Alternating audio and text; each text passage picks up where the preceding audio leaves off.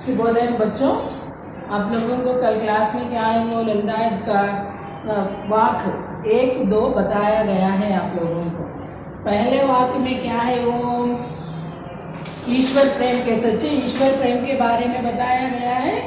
ईश्वर क्या है वो प्रयास करने से नहीं, भगवान के क्या है वो ये संसार रूपी सागर में अगर हम लोग डालने पर भी क्या है वो हमारी नौका को वो चलाने वाला कौन है? भगवान है। ये बुढ़ापे में हम लोग वो नहीं कर पाते हैं, वो कच्चे धागे को खींच कर भगवान क्या करते हैं हम लोगों को पार करने के लिए, वही उन्हीं का क्या है वो वैकुंठ धाम जाने के लिए हो जो भी हो भगवान का अनुमति तो होना है, उसके अलावा हम कुछ भी नहीं कर सकते हैं। और ये प्राण रूपी मिट्टी के सकोर में, सकोर का मतलब है वो प्याला है, उसमें क्या है भगवान हम लोगों को रक्षा करने के लिए वो कोशिश तो करता है, वो उसके अंदर एक एक बूंद का पानी तो टपक रहा है।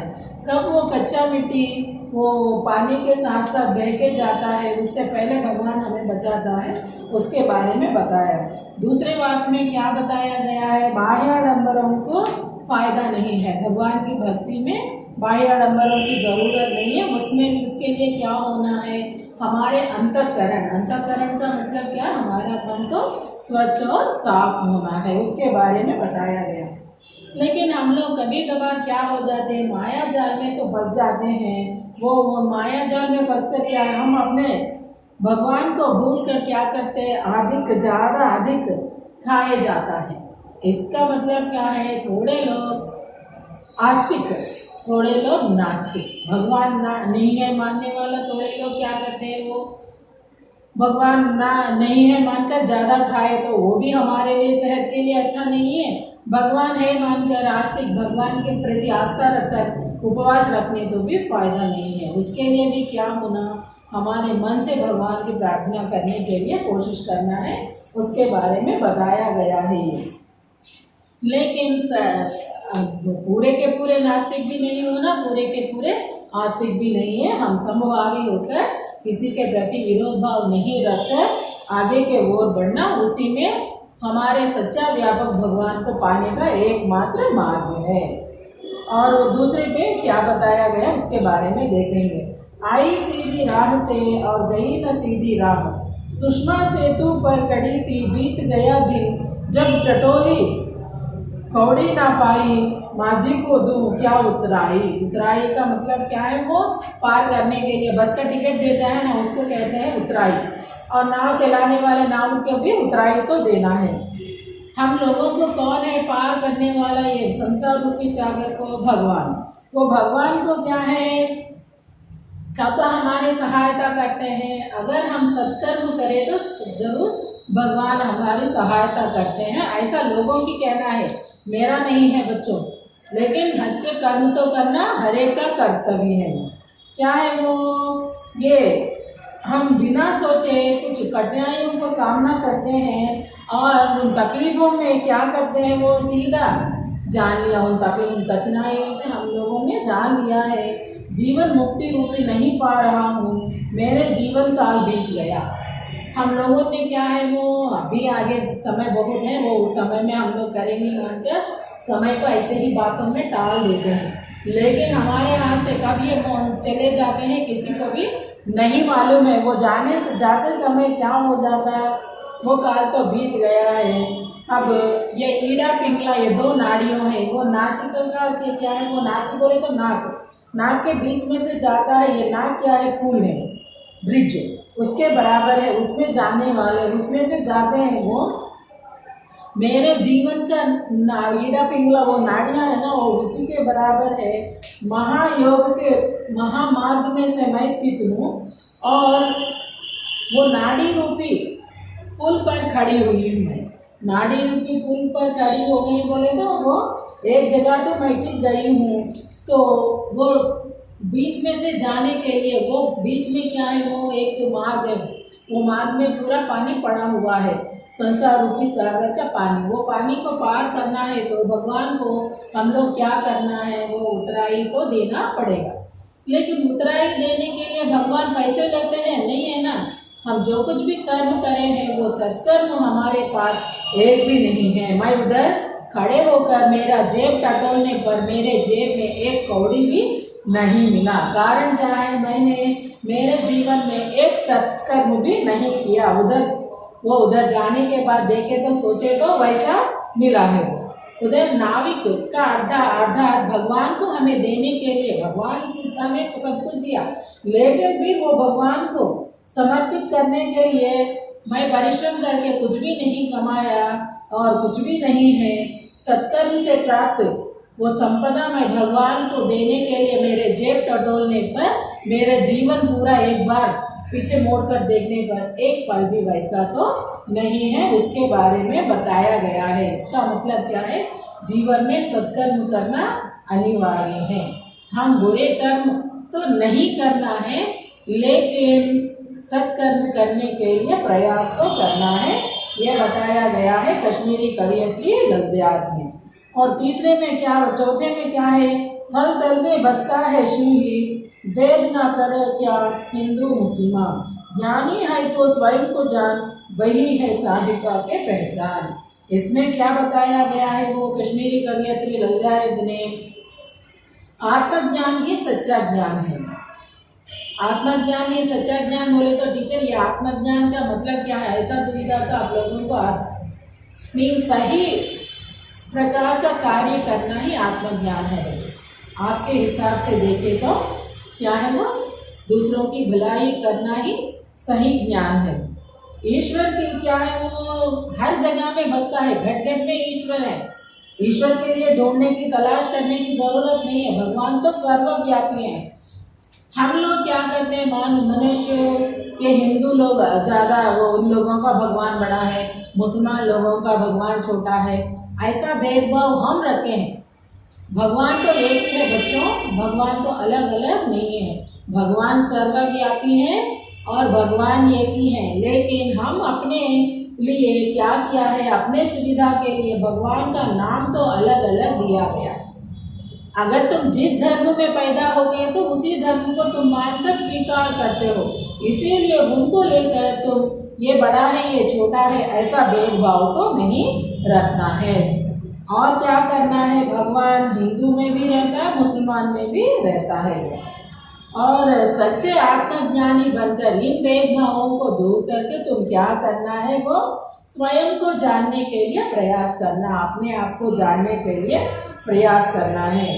और ईश्वर को जानता हूँ वही आत्मा और परमात्मा का, और जीवात्मा और परमात्मा को मानता हूँ। जीवात्मा परमात्मा बोले तो भगवान के सम्मुख एक आत्मा जाता है वो है, और जीव में रहने वाला आत्मा जीवात्मा, और परमात्मा भगवान के समक्ष में जाने वाला परमात्मा है, ऐसा तो नहीं रखना है। वो एक ही है, वो जहाँ यहाँ काम करने का रहता है, ये काम खत्म होते ही भगवान के सम्मुख चले जाते हैं। ये इसके बारे में बताया गया। इसका मतलब क्या है, थल थल में बसता हूँ, मन भगवान सर्वव्यापी है, हर एक कण कण में बसता है।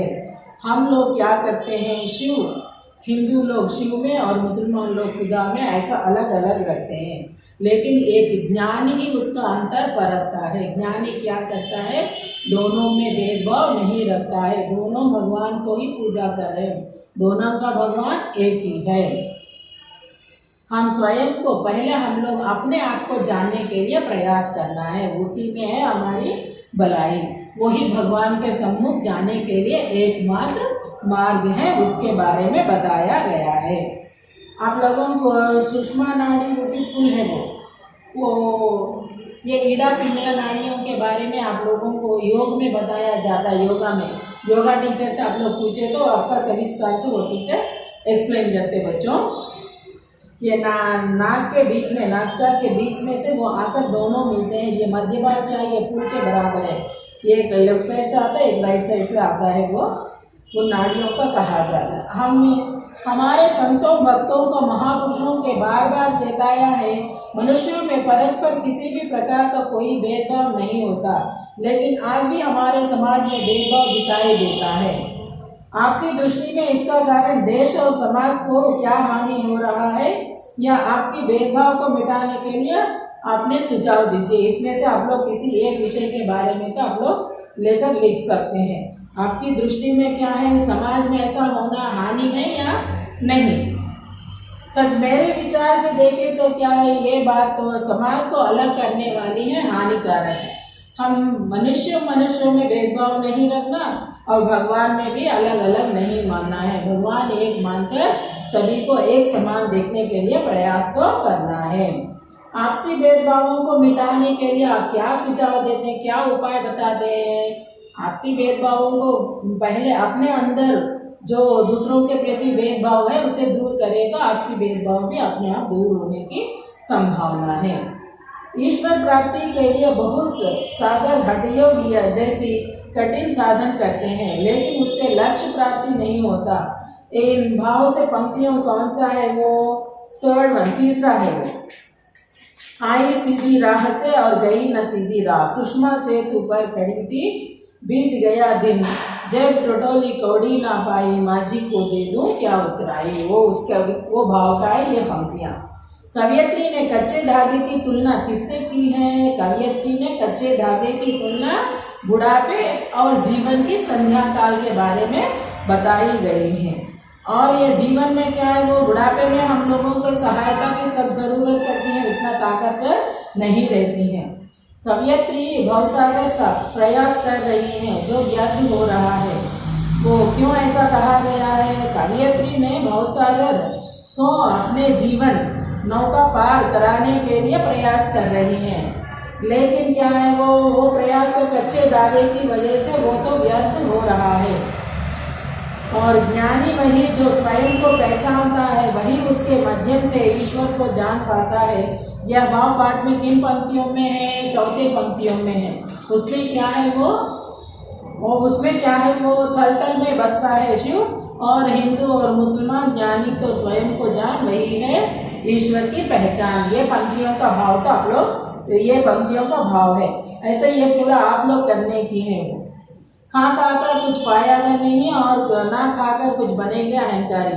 कवियत्री क्या कहना चाहती है? पूर्ण रूप में आस्तिक होना भी नहीं है और नास्तिक होने की भी जरूरत है। सब में होकर हम लोग भगवान को जानने के लिए कोशिश करना, ये पूरा बताई गई है। आगे चलकर माझी के समक्ष कवियत्री क्यों परेशान है? माझी के समक्ष कवियत्री इसलिए परेशान है, कारण क्या है? उसके पास कुछ भी देने के लिए पैसे नहीं है। इधर पैसे का मतलब क्या है? उन्होंने जीवन में एक सत्कर्म भी नहीं किया है। वो सत्कर्म दिए तो वो पार करने, एक सिरे से दूसरे सिरे पार कराने वाले भगवान को देने की, लेकिन जेब टटोलने पर एक भी ऐसा नहीं मिला है। इसीलिए कवियत्री द्वारा मुक्ति के प्रयत्न बेकार क्यों हो रहे हैं? वो बुढ़ापे के कारण उसके पास जो क्या है, वो धागा भी कच्चा है, उसका साकोर भी कच्चा है। इसी वजह से वो पूरा उनके प्रयास पूरा व्यर्थ हो रहा है, इसीलिए वैसा कहा गया है। और सांकल क्या है, वो बंद द्वार के सांकल को किस प्रकार खोला जा सकता है? हम अपने सत्कर्मों के द्वारा या अच्छे कार्यों के द्वारा इसे तो हम खोल सकते हैं। वो जंजीरों को जकड़ कर रहने वाला हम लोग स्वतंत्र बन सकते हैं। आगे चलकर ये अनुच्छेद पढ़िए। अनुच्छेद पढ़कर पूछे गए प्रश्नों का उत्तर तो अपने आप लिखने के लिए प्रयास तो कीजिए। और उसके बाद में कवियत्री ने क्या, संत कवियों नैतिक विषयों पर महत्व क्यों दिया? ये पंक्तियों का उत्तर अपने आप लिखने के लिए है, 4-5 वाक्यों का भी, 8-10 वाक्यों को भी। और इसके आगे आप लोगों को क्या है, वो प्राचीन काल में अधिकतर महिलाएं पढ़ी लिखी नहीं होती हैं। उस काल के लज्जायत कविताएं उनकी ज्ञान पिपासा के दर्शाते हैं, जो सराहनीय है। महिलाओं की शिक्षा समाज के लिए कितनी श्रेयस्कर है, इस पर अपने विचार लिखना है। एक महिला अगर पढ़े लिखे है तो 5 पढ़े लिखे मर्दों के बराबर हैं, और एक महिला अगर पढ़े लिखे है तो अपने घर के पूरे सदस्यों को पढ़ा लिखा बनाती है। इसीलिए समाज के लिए सख्त जरूरत है, तो महिलाओं की शिक्षा तो अनिवार्य है। ये ऐसा आप लोग अपने विचारों तो उधर व्यक्त करना है। इधर क्या है, पाठ में आए मुहावरों के बारे में एक बार बातचीत करेंगे। भूख उठाना बोले तो क्या है, पीड़ा होना। भव सागर पार होना, संसार रूपी समुद्र को पार होना या मुक्ति होना। और बंद सांकल खोलना, मुक्ति होना। जेब टटोलना, पैसों के लिए ढूंढना। कौड़ी ना पाना, पैसा ना कमाना। और वो थल थल में बसता है, सर्वत्र व्याप है भगवान। ये है आपका पूरा पाठ। ये पाठ अच्छी तरह पढ़िए और प्रश्नों के उत्तर लिखने के लिए प्रयास कीजिए। धन्यवाद बच्चों।